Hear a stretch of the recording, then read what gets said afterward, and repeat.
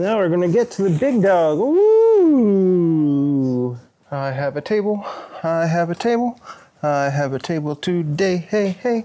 I have a table, I have a table, I have a table today. I have a box, I have a box, I have a box today, hey, hey. I have a box, I have a box, I have a box today. Oh, my daughter drew on it. It's fine. What's going on, everybody? Chuck here. I hope you are having a fantastic day today. What I have here is the Mova Lidax, that's L-I-D-A-X Ultra Series Robot Mower. Before I move on any further, I need to let you know that this is a paid sponsorship by Mova. But here's the thing about that, even though it is a paid sponsorship by Mova, and I'm very grateful for this opportunity, that will not affect my review at all. I have now used many robot mowers, so I will be using everything I've learned about other robot mowers when reviewing this one, and they said they want their honest review. But for this video, it is going to be a pure unboxing video because I'll show you my lawn.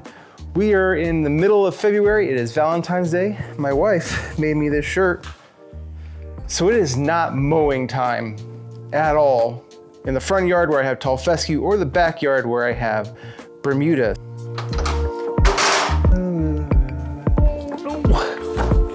Come on.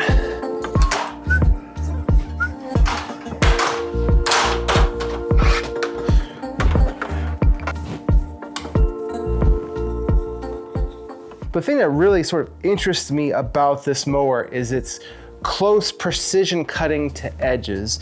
They have a better term for it, and I'll find that here in a second. But basically, like in my backyard, a fenced in backyard, it's gonna mow up less than an inch or within an inch of the edge of the fence. So it's, where current mowers, you kind of have to keep it off, you know, some of the older mowers, right? It had to be like 8+ inches off the nearest edge. These ones get, this one specifically, this Mova Li or Lidax, I don't know if that's how they pronounce it, but the Mova Lidax, it can get right up to that fence. So that's gonna make your edges a lot cleaner when it gets time to have to weed whack or trim or anything like that.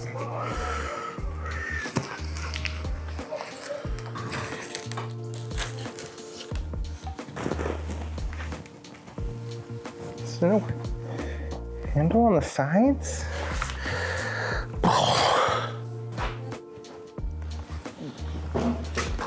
Oh, you turd.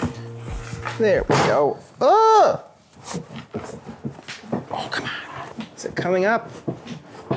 Come on, come on. That scene from Planes, Trains, and Automobiles with John Candy when he gets stuck in the car and he's trying to take his jacket off. And then, go, go. Oh. Did it. Luka Modric, the Mova's global brand ambassador. It's not Drake May, but this is the Mova Lidax Ultra 2000. It's got AI-powered auto mapping, precision edge cutting, adjustable cutting height, 1.2 to 3.9 inches. So that's good for those who like to keep it tall. Tackles slopes and narrow pathways, and detects and avoids up to 3 or over 300 obstacle types. So just to elaborate a little bit further, it has the UltraView 2.0, which delivers centimeter level auto mapping with 3D LiDAR and AI vision.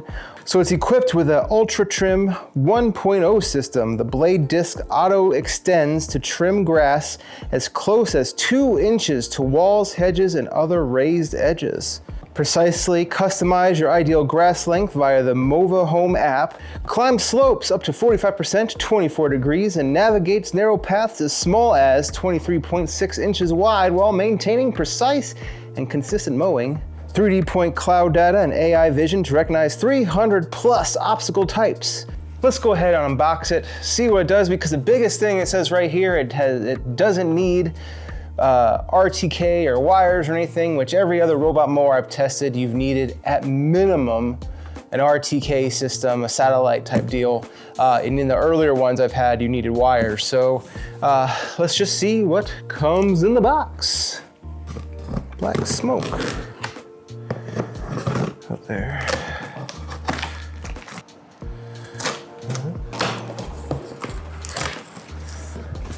So like a lot of robot mowers these days, you get a giant cardboard, a quick start guide, which gives you everything, all your pieces that are included in it. So based on this, obviously I can't quite, I see in the box right now, but over here on the what's in the box section, there is nothing that indicates an RTK. And if you're curious what an RTK is, but this doesn't look like it has an RTK in it. So that makes this very interesting. I have not used one that doesn't have an RTK. But anyway, your user manual. I don't know what this is. It's like a brush. You see that? It's like a brush. Some sort of brush. It is here listed. It's number 6, which says cleaning brush. Well, there you go. I've not had one that came with a cleaning brush, so that's awesome. You got your blades and your blade screws. Let's see here. Oh, you got your various stakes or your screws to anchor down the charging station. Got your power cord here. Nice. Comes with a Phillips screwdriver. It's good. All right, let's go. This is the top of the charging base. Looks like it plugs in. The mower docks here on the front, which is a different setup. It's a different type of charging system than I've seen before with robot mowers. Usually it's like one dongle or it's on the ground base itself, but these are just 2 like normal plugs.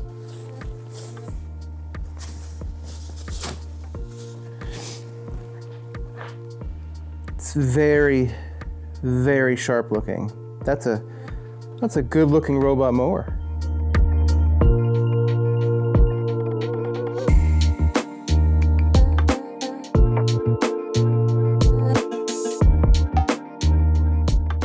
So down there in the bottom, that's the bottom of the charging base. So that's the last part that's in the box. It does have physical buttons here. You have your home button, looks like your continue button, stop button, and go back, along with a dial. It's a clicky dial, an LED screen or a LCD screen right up here to go through the menu. So if you can't use the app for whatever reason, it looks like you can go ahead and operate it directly from the machine itself. These, the treads on these tires, they are rubber.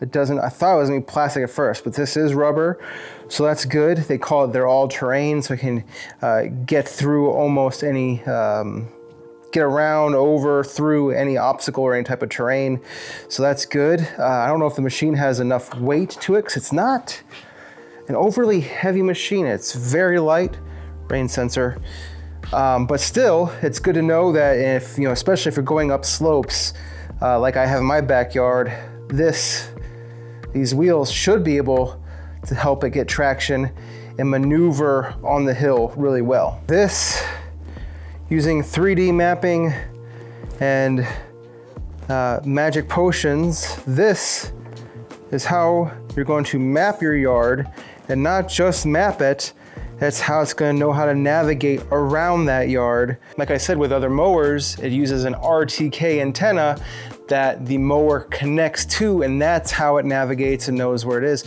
which is both good and bad, because the bad is with RTK is if your antenna is somewhere where it's got tree cover or a super cloudy day or something like that, you could lose signal. The point of having the 3D LiDAR is that it's supposed to take that out, that equation out, and still have super accurate mapping and mowing. The Mova Lidax Ultra 2000, which is this model, they also have the 1000. It's a very good looking mower, and the whole purpose of it, and I think the biggest selling feature that they're trying to get across here, is that it's easy to set up. And now with a lot of robot mowers, I think just because I've done it a lot, I've never really found robot mowers difficult to set up, other than when you had to put in the boundary wires, but that wasn't necessarily hard. It was just extremely time consuming. But with the Mova, with not needing to set up an RTK antenna and have to worry about where you set it up, you could have weak signals in certain spots. So with having the 3D UltraView right here, that's supposed to remove that entire process, and everything is just done within the mower itself, including AI assisted mapping, which is really good. So I am excited to go ahead and put this to the test later on this season, but I'm excited to put this to the test to see how much easier this is to set up versus some of my other robot mowers that I've used in the past. So I'm interested to see how this Mova Lidax Ultra 2000 works. Comment down below what your thoughts are on the Mova. What do you think about not needing an RTK setup to get your mapping and to get your GPS and all that kind of good stuff? And yeah, we will see you in another video.